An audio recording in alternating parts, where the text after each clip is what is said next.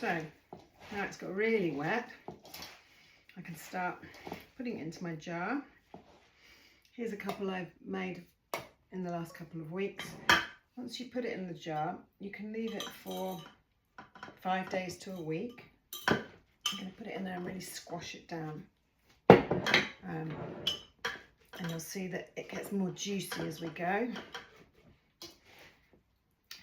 5 days to a week, or you can leave it for much longer. Obviously, the longer you leave the cabbage in the jar, the more it's going to produce its beneficial friendly bacteria, which is the reason we're doing this, because those bacteria that you're going to eat in the sauerkraut are really good for our digestion and for our gut.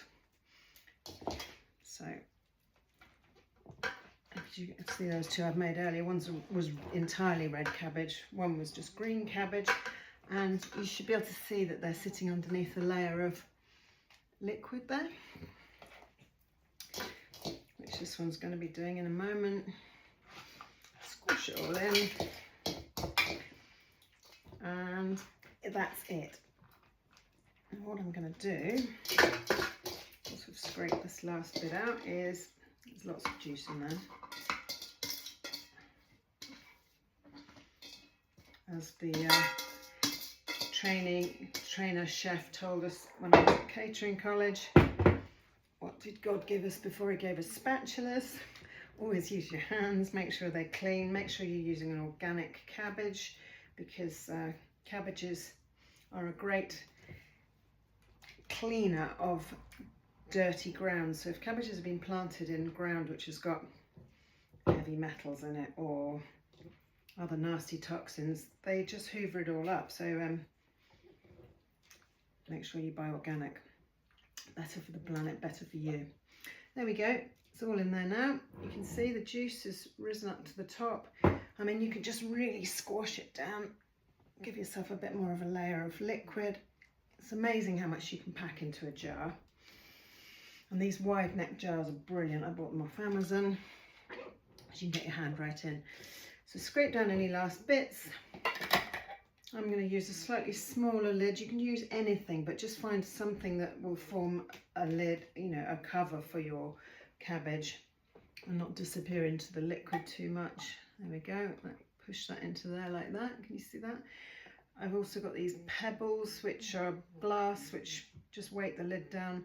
Make sure there's no little bits around the edge, because there's air in the top here. You want everything underneath the liquid. The air in the top, things stick around the edge of the jar. Sometimes they can go mouldy and you don't want that.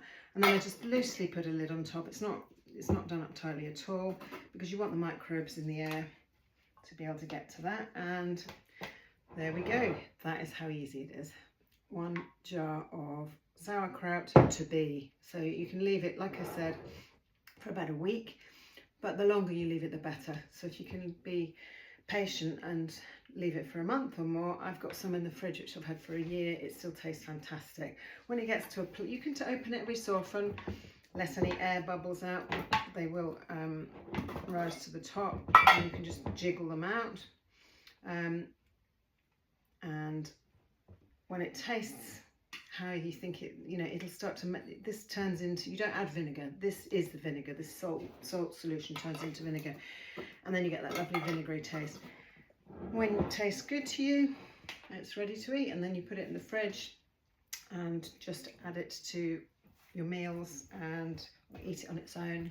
It's delicious and fantastic for your gut. Thanks for watching.